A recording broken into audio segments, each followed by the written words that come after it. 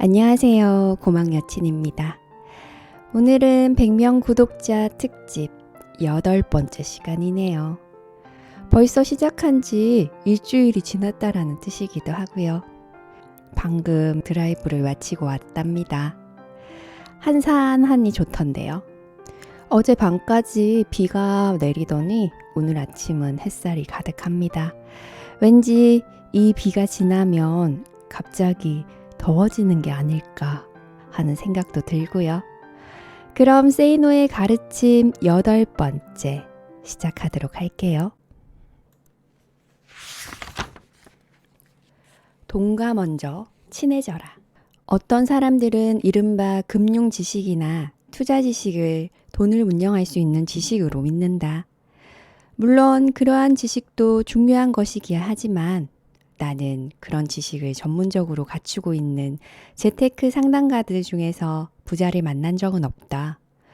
돈을 운영할 수 있는 지식은 단순한 금융 지식이나 투자 지식이 아니기 때문이다. 그것은 쏟아지는 정보를 이용하여 돈의 흐름을 볼 줄 아는 눈이며 인간 심리를 알고 문화를 이해하는 능력이며 시장 경쟁의 치열함 속에서 승리하는 방법을 법의 테두리 안에서 모색하는 힘이다. 그러한 지식을 얻으려는 노력으로 나는 신문을 많이 본다. 수많은 기자들이 사방에서 수집하는 활자하는 정보들은 내게는 소중한 자산이 된다.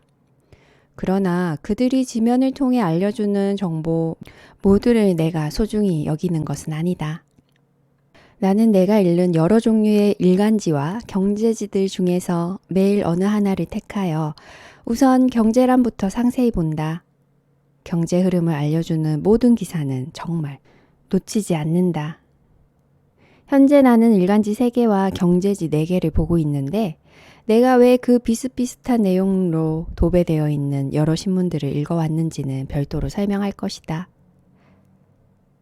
여러 신문들을 읽었던 이유는 카페 회원들과의 만남 자리에서 말했듯이 누군가 나눠주는 보도 자료가 아닌 것, 즉 기자가 독자적으로 발굴한 것을 읽기 위함이다. 그게 진짜 뉴스니까. 종이신문을 지금은 2개만 보고 인터넷에서 10개 넘게 있는데 조중동을 비롯하여 한겨레 21, 미디어오늘, 조세일보도 본다. 차 안에서 신문을 읽다가 원하는 기사를 칼이나 가위 없이 맨손으로 잘라내는 기법을 스스로 터득하기도 하였고 책상 위에 놓고 칼을 대고 자르면 신문 한 장의 두께만큼만 칼질이 되는 특수한 칼도 서너 가지 종류를 오래전 외국에서 구입했을 정도로 나는 경제 기사를 소중히 여긴다. 경제란 다음에 보는 지면은 문화란이다. 문화를 알아야 인간을 이해하고 사업을 할 수 있기 때문이다. TV 프로그램에 대한 내용도 대충은 본다. 다른 사람들 다 보는 연속극이라 해도 나는 거의 안 보기 때문에 대화 중에 상대방이 무슨 말을 하는지 모르는 경우를 당하지 않기 위해 기초적인 내용만큼은 알아두기 위해서이다. 정치, 사회, 스포츠 등은 대충 본다. 어느 한 신문에서 그런 분야에 대한 기사들을 내가 훑어보는데 바치는 시간은 2분도 안 된다. 어느 연예인이 이혼을 했건 말건, 박찬호의 금년 실적이 얼마나 되건, 정치인들이 무슨 일로 싸우건 간에 나는 그런 기사들은 대강 제목만 보고 만다. 그런 지면들에서 내가 집중을 하며 보는 것은 광고이다. 광고는 사회의 단면이고 사람들이 다른 사람들의 호주머니를 어떻게 노리고 있는지를 보여주기에 유심히 본다. 이런 상품이 나왔구나. 이 동네는 부동산이 이 정도 가격이구나. 구인 광고를 이렇게도 하는구나. 등등등을 재빨리 눈에 집어넣는다. 인터넷에서는 이것을 못 얻는다. 시내버스를 타본 지가 20년 이상 되지만 지하철은 1년에 몇 차례는 나도 타게 된다. 막상 지하철을 타보면 체육계나 연예계에 종사하는 사람들이 상당히 많은 듯 느껴진다. 대단히 많은 사람들이 지하철에서 스포츠 기사나 연예 기사들을 읽느라 정신이 없기 때문이다. 이것은 셀러리맨의 나라라고 불리는 일본뿐만 아니라 그 어느 나라이건 대부분 비슷하다. 나는 해외 출장을 갈 때 대부분 1등석을 탔다. 한일 노선에서는 1등석 손님들 중 야쿠자도 있을 정도로 여러 종류의 사람들이 타기에 스포츠 신문을 찾는 사람들을 많이 보았다. 하지만 장거리 노선에서 1등석 승객들은 거의 모두 경제지를 찾는다. 반면에 이코노미 클래스, 즉 3등석 승객들은 스포츠 신문이나 연예 주간지를 먼저 찾는다. 서로의 관심의 우선순위가 다른 것이다. 1등석 승객들은 1차적 관심이 경제이며 그래서 돈을 더 번다. 3등석 승객들은 1등석의 넓은 좌석을 부러워하면서도 1차적 관심은 경제가 아니라 재미난 기삿거리들이다. 사람들은 돈을 벌어야 하는 경제 게임을 하고 있으면서도 이처럼 대부분은 스포츠 기사나 연예 기사 같은 재미난 이야기 것들에 관심을 갖고 있다. 정치에 대해 관심이 깊은 사람들은 또 얼마나 많은가. 신문사 인터넷의 자유토론장에 어쩌다 들어가 보면 정말 가관이다. 수없이 많은 사람들이 침을 튀기며 말할 수 있는 분야는 정치, 스포츠, 연애뿐이다.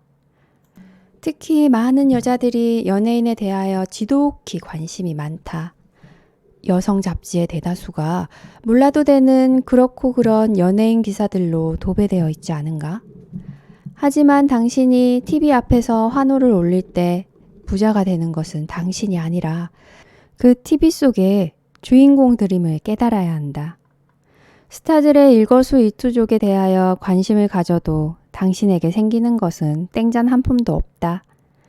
당신은 지금 다른 사람들의 게임에 박수를 치고 있는 것이며 당신 자신이 주인공인 경제게임에서는 규칙도 모르고 있는 셈이다. 그러면서도 부자들을 도둑으로 싸잡아 비난한다. 10중 8구 당신은 정치인, 운동선수, 연예인 이름들을 줄줄 깨지만 대차대조표는 볼 줄도 모르고 관심도 없을 것이다. 이런 사람들이 TV 앞에서는 넋이 나가고 신문을 읽으면 꼭 정독을 하면서 5분도 안 돼 잊어버린 뉴스거리들에 온 시간과 정신을 바친다. 그러면서도 시간이 없다고 불평하고 여전히 부자가 되고 싶어 한다. 부자가 되려면 돈과 친해져야 하는데 사람들은 다른 것들과 친하다. 돈과 친하다는 것은 경제게임의 법칙을 안다는 것이고 경제의 피가 흐르는 증권, 부동산, 경영, 사업 등에 대한 책들을 읽는다는 뜻이다. 일간지에 나오는 경제라는 꼬박꼬박 챙긴다고? 경제지 하나와 경제 주간지 하나 정도는 읽어야 무슨 감이 잡힌 것 아니겠는가? 신문값이 부담스럽다면 일간지 대신 경제지만 읽어도 된다. 명심해라. 온 동네 사람들이 다 알고 있는 경제 지식은 당신을 절대로 부자로 만들어주지는 못한다. 그 이상이 필요하다. 그래서 책을 좀 읽으라고 하면 어떤 사람들은 정치, 문학, 역사, 종교 서적들을 본다. 교양이나 영혼의 양식을 얻기 위함이라고 하면서 말이다. 물론 나도 그런 책들을 읽는다. 예컨대 이집트 피라미드에 대하여 알고 싶어서 한 달 이상을 소비한 적도 있고 악마의 문화사라든가 황금 가지 같은 종교 서적에 심취해 시간 가는 줄 모르기도 한다. 그러나 나는 비율로 따져본다면 그런 책들보다는 돈 냄새 나는 책들을 더 많이 읽어왔다. 영혼의 양식보다 일용할 양식을 먼저 챙겼다는 말이다. 기억해라. 교양인에게 돈 많이 주는 세상이 아니다. 부자가 되어 경제적으로 자유로워지고 싶다면 당연히 일용할 양식부터 넉넉하게 만들 수 있는 책을 먼저 읽고 그 다음에 교양을 닦아라.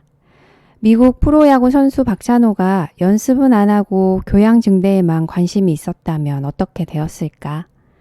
당신도 사회에서 대가를 받을 수 있는 것을 먼저 해라. 딱 1년만 미친 듯 하면 장담하건대 내년에는 벅찬 가슴을 갖게 된다. 교양이니 영혼의 양식이니 하는 것들은 그 다음에 해결해도 되지 않을까? 당신이 약국에 가서 비타민을 사고 싶다고 하면 어떤 비타민을 권유받게 될까? 물론 약사는 당신의 건강을 체크하고 당신에게 맞는 비타민을 찾아주겠지만 이론적으로는 그렇다는 것이고 실제로 당신 손에 쥐어질 비타민은 재고가 많은 것이거나 이익이 많이 남는 것일 가능성도 분명 존재한다. 왜 그럴까? 이익을 추구하는 것이 자본주의 세상에서의 인간 내면이고 그것이 돈의 속성이기 때문이다.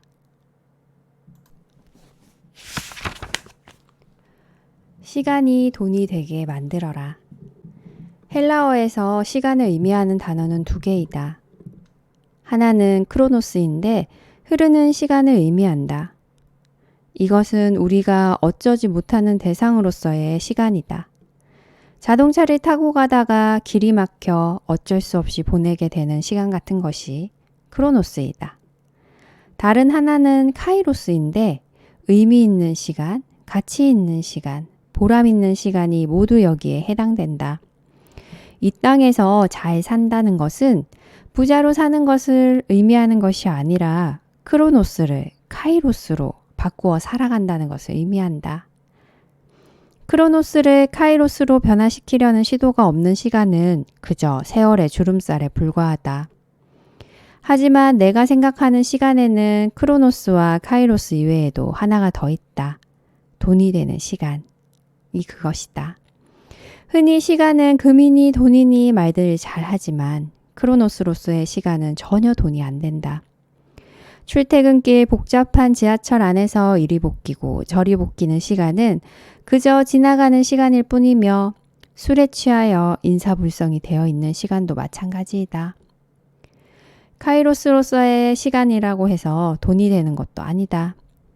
예를 들어 당신이 월드컵에서 한국을 응원하느라 근 한 달 동안을 축구에 모든 시간과 열정을 쏟으며 승리의 감격을 맛보고 패배의 아쉬움도 맛보았다면 그 시간은 카이로스는 될 수 있겠지만 그 시간이 돈이 되는 것은 아니지 않은가? 부자가 되려면 돈이 되는 시간이 많아야 한다. 일을 하고 보수를 받았다면 그 노동 시간은 돈이 되는 시간에 해당된다. 돈이 되는 시간은 그 시간에 임하는 사람의 태도에 따라 크로노스가 될 수도 있고 카이로스가 될 수도 있다. 똑같은 일을 하여도 다람쥐 쳇바퀴 돌리듯 무심하게 무성의하게 기계적으로 한다면 그 시간은 크로노스에 지나지 않는다. 하지만 이를 개선하고자 하고 자신의 힘을 모두 쏟아 부으며 최선을 다한다면 그 시간은 카이로스가 될 것이다. 돈이 되는 시간은 경제적 대가가 주어지는 노동시간만을 의미하는 것이 아니다. 지금 당장은 대가가 주어지지 않는다고 할지라도 미래에 경제적 대가가 주어지는 지식을 얻는 데 사용되는 시간 역시 돈이 되는 시간에 해당된다. 예를 들어 최우수 성적으로 학교를 졸업한다면 일단은 이 사회에서 대가를 더 받게 되는데 이 경우 공부를 잘하고자 바친 시간은 돈이 되는 시간이기도 하다. 그러나 부자가 되는 게임은 학교 성적만으로는 승패가 좌우되는 것이 아니다.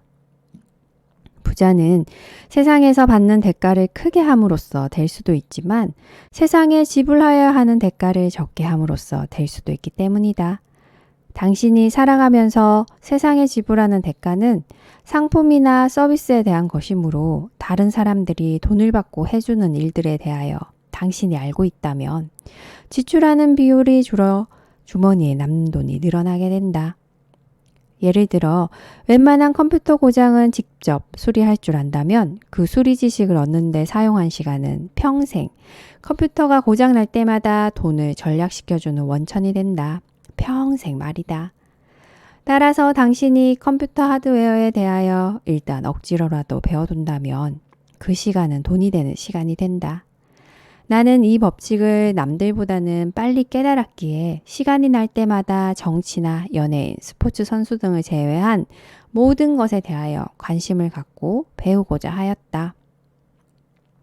나는 길거리를 걷다가 도로공사를 하는 것을 보아도 인부들이 어떻게 하는지 세심히 바라보고 배웠다.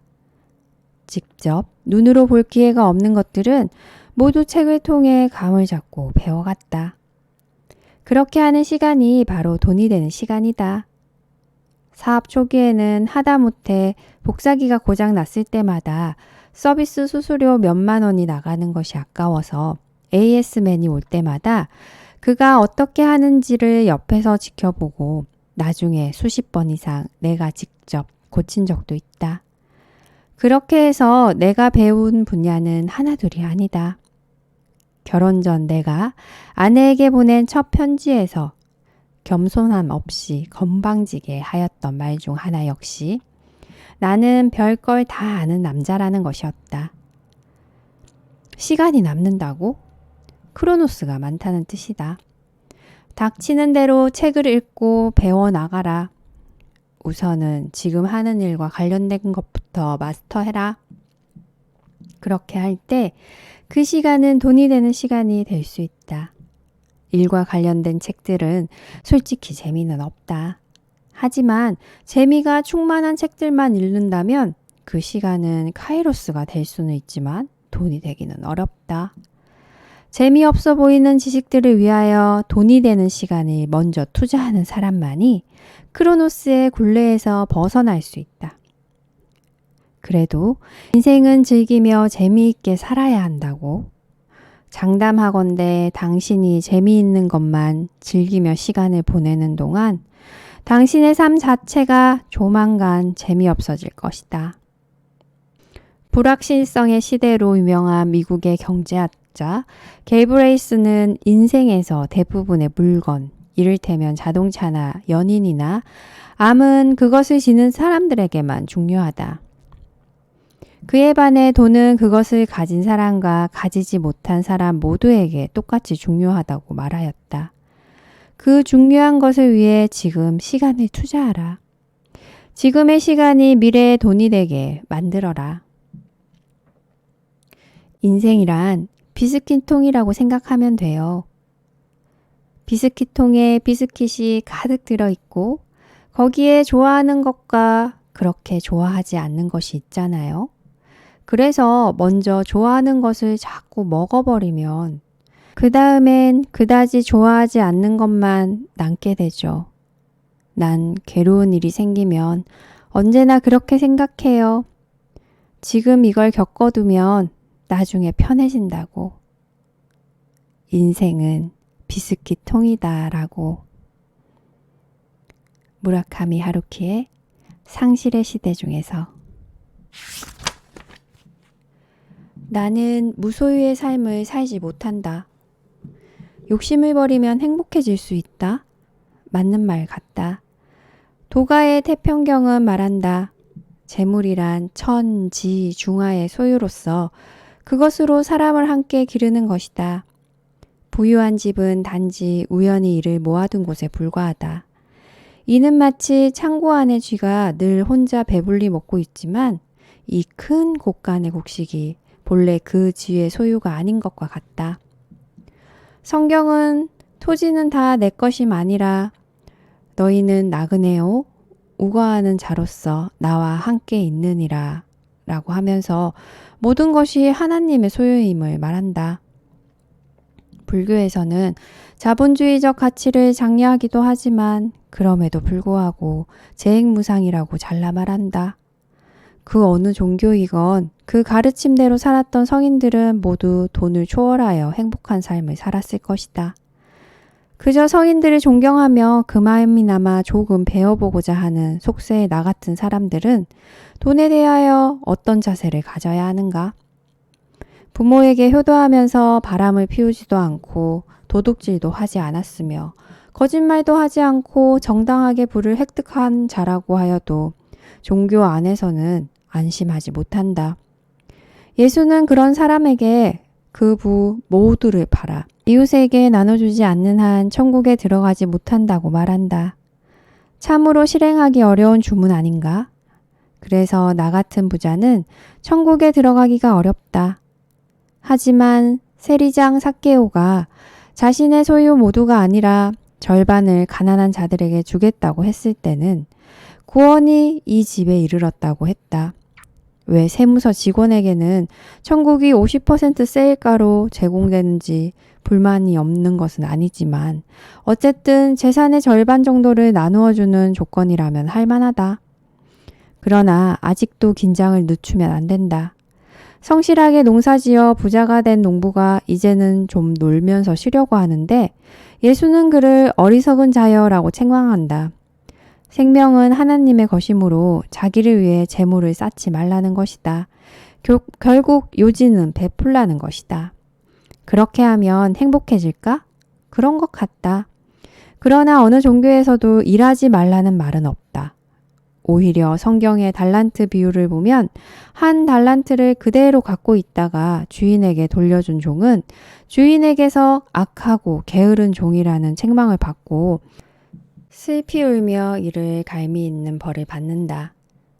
최선을 다하지 않고 자신의 삶을 방관하는 자는 그 있는 것까지 빼앗기고 있는 자는 그것마저 받아 더 풍족하게 된다라고 한다.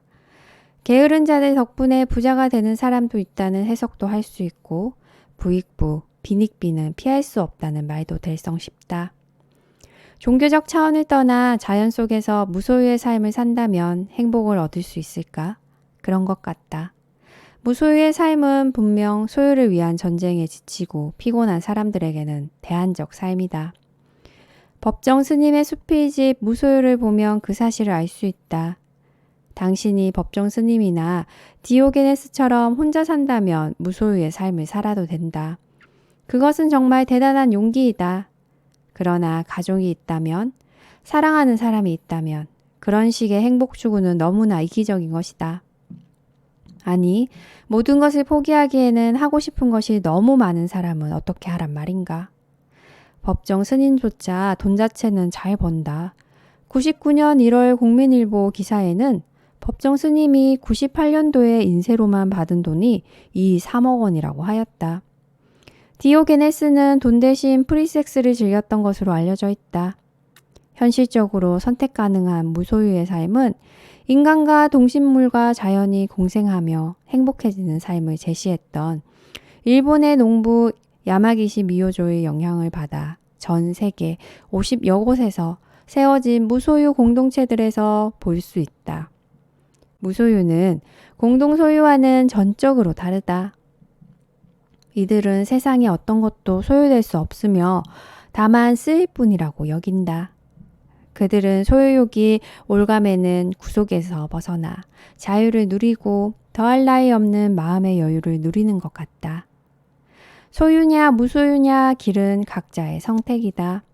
나는 무소유의 길을 존경하지만 자발적으로 원하였던 적은 없다. 무소유를 실천하기에는 나는 너무 하고 싶은 것이 많다. 속인이라고? 물론이다.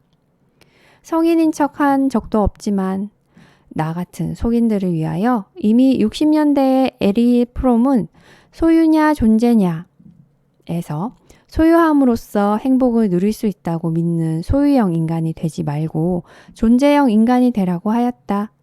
소비주의에서 벗어나 창조적인 삶과 상호이해를 바탕으로 한 삶의 태도를 가진 인간이 되라는 것이다. 그러면서 성인들의 삶에서 진정한 휴머니즘적인 존재 양식을 제안하고 있다. 맞는 말이다. 그러나 아무리 그의 말이 우리의 이성을 움직인다 하여도 우리가 순식간에 소유로부터 초월하여 존재형 인간이 되는 것은 아니지 않은가? 제러미 리프킨이 소유의 종말에서 더 이상 소유는 필요하지 않다라고 아무리 말하여도 무소유의 길을 택하지 않는 삶에서의 소유가 여전히 행복의 한 조건으로 남아있다. 간디는 이런 말을 했다고 한다. 내게는 소유가 범죄처럼 생각된다. 그는 무엇인가를 갖는다면 같은 물건을 갖고자 하는 사람들이 똑같이 가질 수 있을 대로 화난다는 것이다. 그러나 그것은 거의 불가능한 일이므로 자기 소유에 대해서 범죄처럼 자책하지 않을 수 없다는 것이다. 정말 성인이다. 하지만 나는 눈이 오는 날 길거리 어딘가에서 굶어 죽는 사람이 있다고 할지라도 나 자신은 사랑하는 아내와 향기 그윽한 원두커피를 함께 마시고 싶다. 바람 부는 날 나는 깨끗하게 다림질된 셔츠를 입고 싶다. 비가 오는 날 좋아하는 음악을 마음 놓고 크게 듣고 싶기도 하며 마음이 맞는 사람들과 술 한잔 정도는 하고 싶다. 어느 뜨거운 여름날에는 바람이 살랑거리는 창문을 열고 하얀 시트가 깔린 침대에 편안히 누워 팬티 바람으로 낮잠을 자고 싶다. 그곳이 바닷가 해변이라면 더욱 좋다. 매일같이 샤워도 하고 싶으며 샤워 후에는 시원한 음료 한 잔을 마시고 싶다. 나는 좋아하는 사람과 헤어져야 할 때 버스가 왔다고 같이 뛰어가기보다는 택시를 잡아 편히 집으로 바래다 주고 싶었다. 손영란 시인은 이러한 나의 마음을 별것 아닌 것을 그리워함이라는 시에서 비슷하게 표현하고 있다. 하지만 나는 안다. 그 시에서 별것 아닌 것처럼 나열되는 뜨거운 물 목욕, 각 구운 빵과 커피, 깨끗이 다린 옷 등을 실제로 누리는 것이 만만한 문제가 아니라는 것을, 돈이 어느 정도는 있어야 한다는 것을. 영화 종큐에서 주인공 종큐는 가난한 흑인 노동자이다. 어느 날 그의 아들이 심장병으로 쓰러진다. 수술비 25만 달러가 있어야 하지만 자동차 할부금도 내지 못하여 차를 빼앗길 처지이다. 결국 그는 아들을 살리려고 병원에서 인질극을 벌린다. 아들에게 심장을 주기 위해 권총 자살을 결심한 종큐는 아들에게 이렇게 말한다. 돈도 많이 벌어. 남을 배신하더라도 아빠처럼 바보같이 살지 마. 돈이 있으면 모든 게 다 쉬워. 나 역시 내 가족이 수술비가 없어 죽어야 하는 상황은 정말 견디지 못한다. 그래서 소유하고 싶은 본능을 어쩌란 말이며 황금이 돌로 안 보이는데 어쩌란 말인가. 아무리 사랑이 넘쳐나는 부부지간이라 할지라도 남편의 빚을 갚고자 아내가 여기저기 돈을 꾸러 다니지만 모두 냉랭하게 대할 때 아내는 서러워질 것이다. 쪼들리는 살림에 쓰레기 봉투 하나를 아끼려고 지나치게 꽉꽉 눌러 담다가 그만 비닐봉투의 옆구리가 터지고 말았을 때 아내는 서글픈 생각이 들지도 모른다. 나는 내 아내와 내 가족에게 그런 서글픔만큼은 주지 않으려고 했다. 영화 종큐에서 주인공은 불경기에도 불구하고 카드빚은 전혀 생각지도 않고 새 자동차를 구입하는 한심한 가장에 지나지 않는다. 이런 사람들은 돈을 남을 배신하여야 버는 것으로 생각한다. 내가 택한 삶은 소유의 삶이었으나 명심하라. 사업과 투자의 종잣돈을 마련하기 위하여 불필요한 소비는 최대한 억제하였다. 즉, 소유를 지향하면서도 절약을 미덕으로 삼고 행복하게 돈을 모으며 살았다. 그리고 그렇게 하여 모은 돈들은 점점 더 불어나더니 나를 부자로 더욱더 만들어 주었고 그때부터 비로소 소비를 하기 시작했다. 기억해라. 소유를 더 하려면 무소유에 가까운 절약부터 하여야 한다는 진리를 말이다. 우리들의 생활이 철학적 사고와 지고의 선으로만 가능한 것은 아니다. 인간으로서 누려야 하는 근본적인 것들을 얻기 위해서는 돈이 어느 정도는 있어야 한다.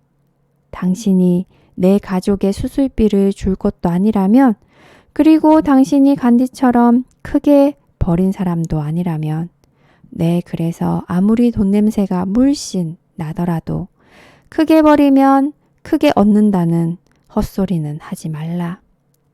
저도 내 눈에는 크게 버릴 만한 것을 가져본 적 없는 사람들이 무소유 어쩌고 저쩌고 하는 것은 자유행위에 지나지 않아 보인다.